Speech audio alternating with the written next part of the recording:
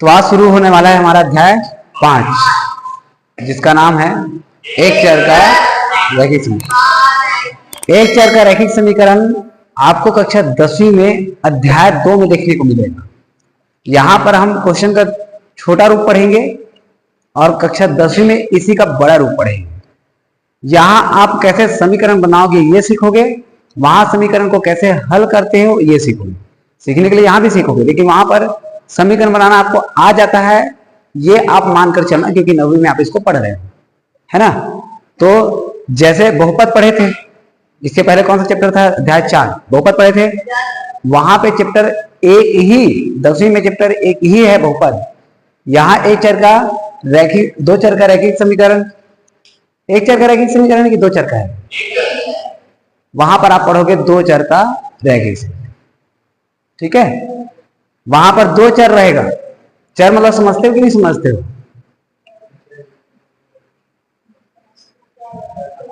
क्या होता है चर?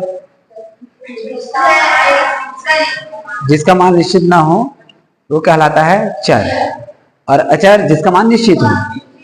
तो आप देखेंगे एक चर का रैखिक समीकरण का परिभाषा यदि आप लिखोगे तो वहां पर आप बोलोगे ऐसे समीकरण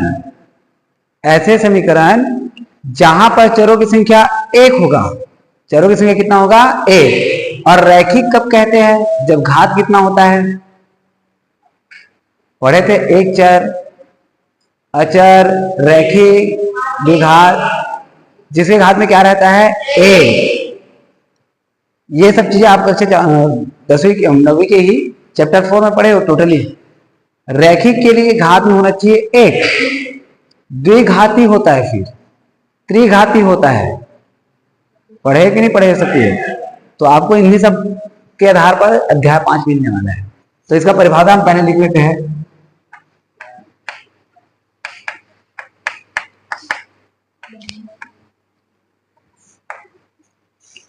क्या होता है एक चर का रैखिक समीकरण? ऐसे समीकरण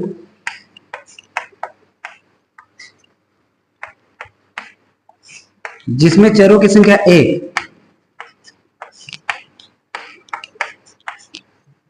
एक चर का बोला है, मतलब चरों की संख्या कितना होगा? एक। चरों की संख्या एक हो,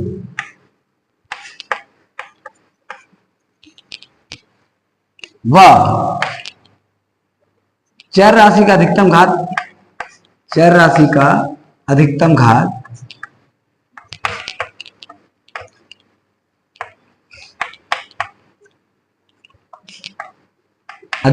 भी कितना हो? एक हो। क्योंकि रैखिक का मतलब घात में कितना होना चाहिए? एक, ठीक है। तो चरों की संख्या भी कितना होगा? एक, और उस चर राशि का अधिकतम घात भी कितना होगा? एक। तब उसको हम कहेंगे एक चर का रैखिक समीकरण, ठीक है। जैसे कि एग्जांपल के तौर पे x धन 8 बराबर 15 लिख दिए। इसमें हमने देखा चरों की संख्या कितना है? चरों की संख्या कितना है? एक, और इसका अधिकतम घात कितना है? तो इस समीकरण को हम क्या कहेंगे? एक चर का रैखिक समीकरण, ठीक है। जैसे कि एग्जांपल के तौर पे x का वर्ग धन 4 लिख दिए बराबर में 8। तो इसमें चरों की संख्या एक तो है, लेकिन अधिकतम घात कितना हो गया? 2। तो इसको हम एक चर का रैखिक समीकरण नहीं कहेंगे, इसको हम कहते हैं एक चर का द्विघात समीकरण, जो कक्षा 10वीं में पढ़ने वाले हो, अध्याय 3 में, ठीक है। तो अधिकतम घात कितना होना था? एक। उस स्थिति में ही कहेंगे हम इसका एक चर का रैखिक समीकरण, ठीक है। इस अध्याय के पहले प्रश्नावली में आप कथन से समीकरण बनाओगे और समीकरण से कथन बनाओगे। मतलब जो इस तरीके से समीकरण दिया रहेगा उसको आप कथन के रूप में लिखोगे, और जो कथन के रूप में दिया रहेगा उसको इस प्रकार से समीकरण के रूप में लिखोगे। अब वो कैसे होगा, क्या होगा, उसको क्वेश्चन में करेंगे। पहले इसको करो फिर क्वेश्चन लिखते हैं। अब एक चर का रैखिक समीकरण हमको परिभाषा के रूप में मिल गया है। अब आप आइए सीधा प्रश्नावली में, और प्रश्नावली में पहला प्रश्न जो आपको मिलेगा वो है कथन दिया होगा और बनाना है आपको समीकरण, ठीक है। तो अब उसको कैसे करना है, कैसे सोचना है, अब उसको समझना है। चलो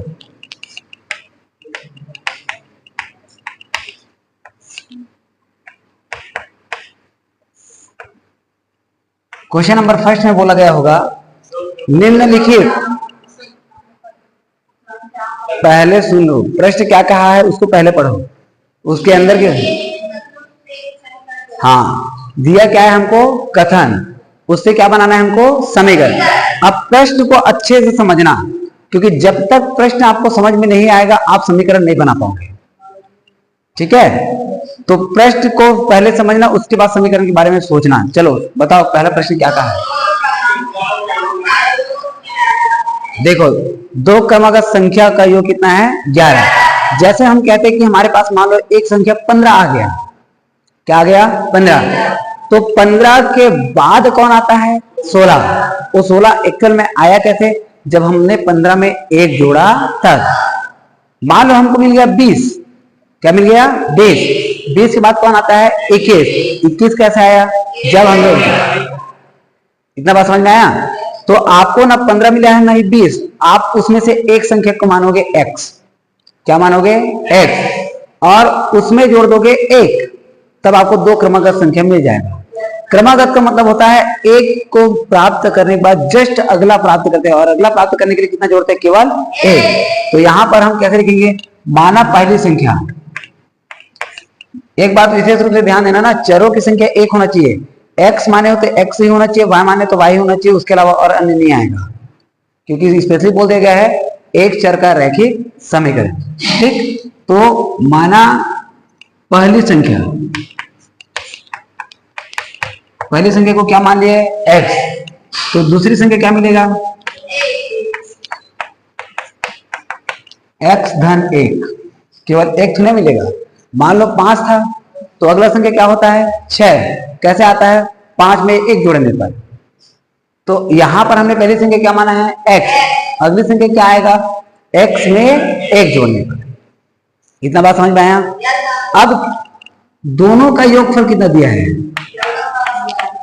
दोनों का योगफल बराबर में क्या आ गया 11। दोनों का योगफल मतलब किनका योगफल, x और x धन 1 का, दोनों का योगफल बोला है, मतलब x धन 1। ये हमारा पहली संख्या, ये हमारा दूसरी संख्या। अब इनको जोड़ने पर कितना है हमारे पास 11, और यही जो रहेगा ये होगा हमारा आंसर। ये बना हमारा समीकरण। चरों की संख्या कितना है देखो, अब दो मत कह देना, चर यहां पर यदि x है, समझ में आ रहा है मैं क्या कह रहा हूं, बात समझना पहले। यहां पर 2 बार x दे दिया तो 2 है चरों की संख्या, ऐसा नहीं, यहां पर भी x है और यहां पर भी x है, चरों की संख्या कितना है 1। यदि x है और y है तब आप उसको कहोगे चरों की संख्या 2।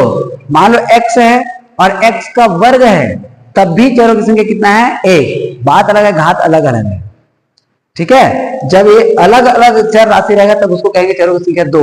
मतलब मान लो x है, उसके बाद क्या आ गया y आ गया, तब उसको हम कहेंगे अलग अलग चर राशि है, चरों की संख्या 2। कभी कभी होता है ना कि यहाँ पर x है, यहाँ पर भी x है, कितने बार आ गया 2 बार आ गया, मतलब यहाँ पर चरों की संख्या कितना हो गया 2 हो गया, ऐसा हम सोचते हैं। ऐसा नहीं है, अलग अलग नहीं है, ये एक ही है, मतलब चरों की संख्या कितना है 1। ठीक है, अब इस तरीके से हमारा पहला समीकरण बना। दूसरा प्रश्न क्या कह रहा है उसको बताओ।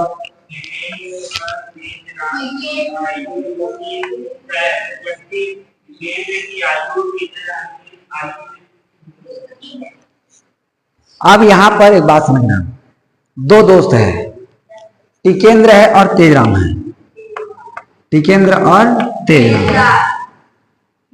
ये बोला गया है दोनों के आयु को जोड़ने पर कितना प्राप्त होता है, बोला है कितना प्राप्त होता है 30। ठीक है, अब आगे जाके कंडीशन ये लगा दिया गया है कि टिकेंद्र की आयु तेजराम के आयु का 2 गुना है।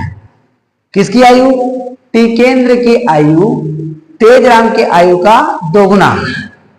अब मान लो मैं कहता हूं मेरा आयु, ठीक है, मेरा आयु चंदन के आयु से 2 गुना है। अब मैंने बताया कि चंदन का 14 साल चल रहा है, कितना साल चल रहा है बताओ, मेरा कितना साल चल रहा होगा। 2 ज्यादा नहीं बोल रहा हूं, 2 गुना है बोल रहा हूं, कितना होगा 28। यही चीज इसमें समझना, यही लॉजिक लगाना इसमें। मैंने क्या कहा, मेरा आयु उसके आयु से कितना अधिक है? 2 गुना है। मतलब अधिक नहीं, कितना गुना है? 2 गुना। मैंने बता दिया कि उसकी आयु 14 साल चल रहा है, तो उस 14 साल में आप कितना का गुना करोगे? 2 का। यही इसमें मेन पॉइंट है। इतना समझ गए तो आपको बनाने आ जाए। अब गलती से मेरा आयु इसके आयु का 2 गुना है, तो मेरे आयु को मान के इसके आयु में 2 का गुना मत कर देना। पता चल रहा है मेरा आयु 14 साल हो गया और इसके आयु 28 साल। तो ऐसा भी ना, प्रश्न को समझना अच्छे से, किसकी आयु किसका 2 गुना। तो आप यदि प्रश्न पढ़ोगे तो समझ में आएगा कि टिकेंद्र की आयु तेजराम के आयु का कितना गुना? 2 गुना।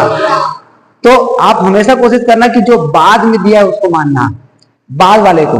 टिकेंद्र और तेजराम में बाद में कौन आया है? तेजराम। तो तेजराम के आयु को मानोगे और टिकेंद्र के आयु को निकालने के लिए 2 से क्या कर दोगे? गुणा। क्या बोला, समझ में आया? तो आप बाद में जो दिया उसको मानोगे, तो किसके आयु को मानोगे? तेजराम। तो शुरू करते फिर। माना तेजराम की आयु,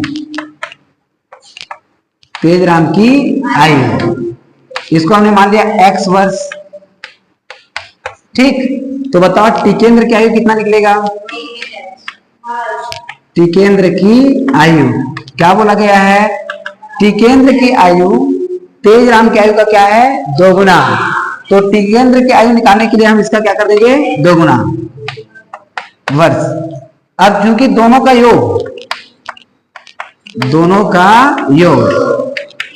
कितना दिया है? 30। ये हमारा समीकरण नहीं, समीकरण तो अब मिलेगा। तो दोनों का योग मतलब कौन कौन? x प्लस 2x बराबर 30। ये रहेगा हमारा। समझ आया? तो इस तरीके से आपको बनाना है समीकरण। अभी तो केवल समीकरण बना रहे हो। नहीं, इनका इन दोनों को जोड़ने पर आ रहा है कितना? 30। तो आप 30 का 2 गुना थोड़ा करोगे। प्रश्न में क्या बोला गया है? दोनों का आयु अभी जो चल रहा है उनका योगफल 30 है बोला है। ये नहीं बोला गया है कि दोनों की आयु 30 का 2 गुना है करके नहीं बोला गया है। ठीक, आपने पहले क्या प्राप्त किया? टिकेंद्र की आयु तेजराम के आयु का 2 गुना है। किसकी आयु? टिकेंद्र की। तो आपने किसके आयु को माना? तेजराम की, क्योंकि तेजराम बाद में दिया है। तो तेजराम की आयु को जब x माने तो टिकेंद्र की आयु निकालने के लिए आपने तेजराम की आयु का 2 गुना किया। ये नहीं बोला गया कि इसकी आयु 30 वर्ष है। मान लो कह देते कि तेजराम की आयु 30 वर्ष है और टिकेंद्र की आयु उसका 2 गुना है, तब टिकेंद्र की आयु 30 गुना 2 होता और कितना आ जाता? 60। इसमें इन दोनों के आयु का योगफल 30 है। 30 का 2 गुना कहीं नहीं बोला गया। ठीक है, गलत मत कर देना। तो इस तरीके से बनेगा। प्रश्न नंबर 3। प्रश्न नंबर 3 में क्या बोला गया है? एक त्रिभुज की एक भुजा दूसरी भुजा का 2 गुनी और तीसरी भुजा के बराबर है। बात समझना, पहले आप एक त्रिभुज बना लो। ये लो, हमने बना लिया एक त्रिभुज। समझो ये इसकी पहली भुजा है, ये दूसरी भुजा है और ये तीसरी भुजा है। तो प्रश्न में बोला गया है त्रिभुज की एक भुजा दूसरी भुजा की 2 गुनी, ये वाली भुजा इस भुजा के 2 गुनी और इस भुजा के बराबर है, तीसरी भुजा के बराबर। पहली भुजा जो है दूसरी भुजा का 2 गुना और तीसरी भुजा के बराबर। तो मुझे बताओ,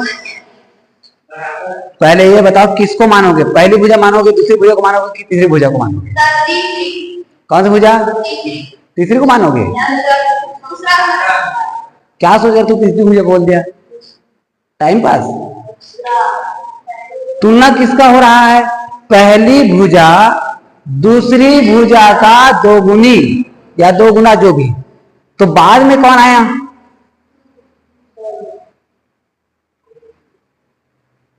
पहली भुजा दूसरी भुजा का 2 गुना। तो किसको मानोगे? बाद वाले को मानोगे। मतलब बाद में कौन आ रहा है? दूसरी भुजा। माना, थोड़ा सा भी गलत हुआ तो फिर खत्म। माना त्रिभुज की दूसरी भुजा, दूसरी भुजा, इसको हमने क्या मान लिया? x मान लिया। चलो ठीक। अब दूसरी भुजा x है तो पहली भुजा कितना निकलेगा बताओ? पहली भुजा क्या निकलेगा 2x। तो जब पहली भुजा 2x निकल रहा है तो बताओ तीसरी भुजा कितना निकलेगा? अरे वाह, तीसरी भुजा भी क्या निकल जाएगा 2x। अब इसका परिमाप दिया कि क्या दिया है?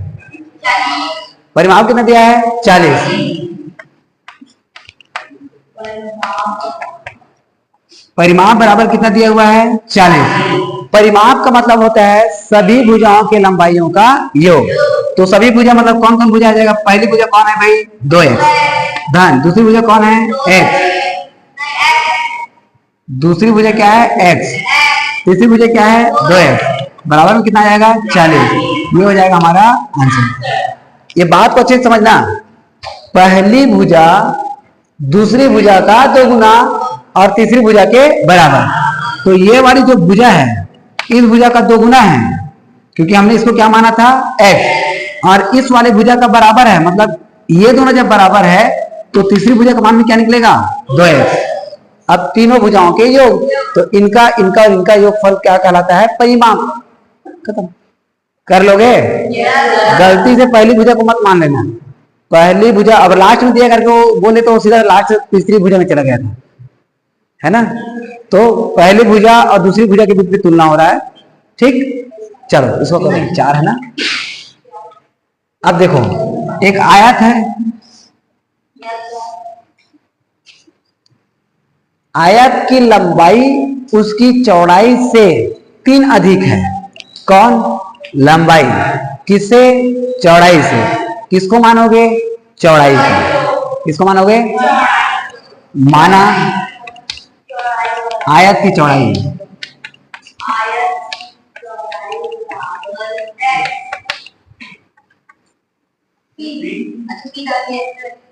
हर बार x माने बजाय कुछ अलग मान सकते हैं। तो आयत की लंबाई क्या निकल जाएगा? ये 3+3 या 3+3 जैसा चाहो। आयत की चौड़ाई को हमने माना, क्योंकि लंबाई उससे 3 अधिक है तो p+3 अधिक है, मतलब करना है प्लस। अब मान लो 3 गुनी है ऐसा करते हैं तो क्या करते हैं 3 क्या बोलो, समझ में आ रहा है?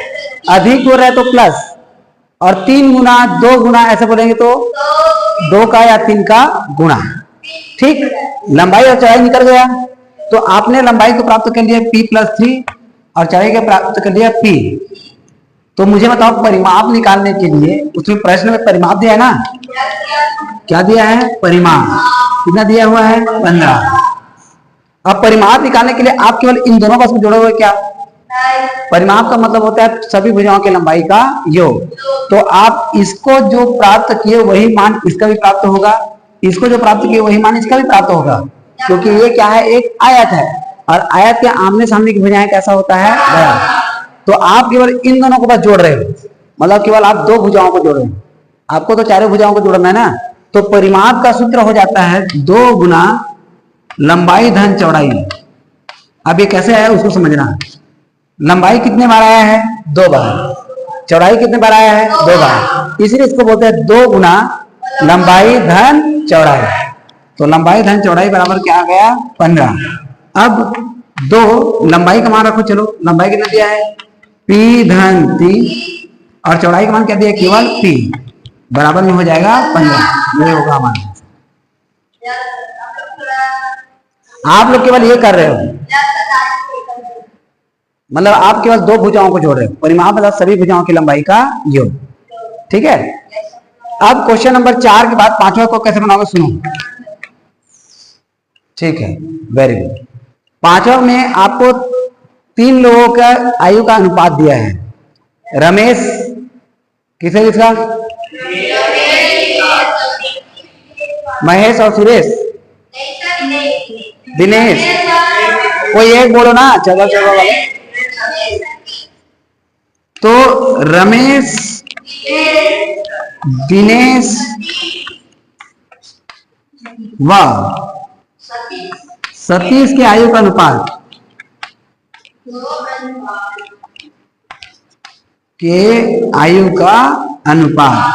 कितना दिया है? 2:3:4। अनुपात के रूप में जब भी प्रश्न मिले तो आप हमेशा उस संख्याओं के साथ एक चर राशि रख देना, चाहे x हो, चाहे k हो, चाहे p हो, चाहे कुछ भी हो। तो आप क्या करोगे, रमेश के आयु को मानोगे 2x, शुरुआत वाले के लिए शुरुआत वाला, दिनेश की आयु को मानोगे 3x और सतीश की आयु को मानोगे 4x। उसके बाद उनका योग फॉर्मूला है क्या, कितना? अच्छा पेंसिल है ये? अरे यार मैं आयु लिख रहा हूं।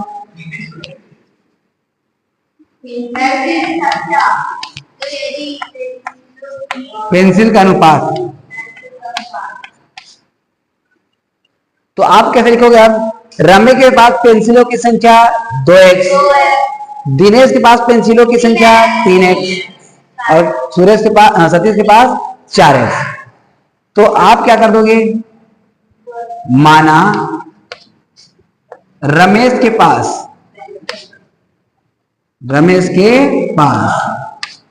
पेंसिल,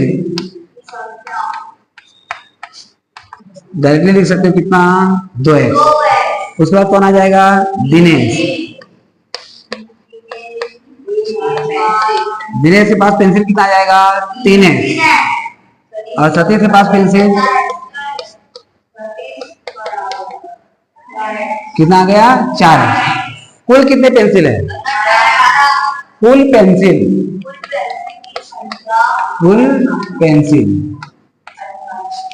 कितना हो गया, 18। कुल पेंसिल मतलब इन तीनों का योग, 2x धन 3x धन 4, 2x धन 3x धन 4x बराबर ये हो जाएगा हमारा।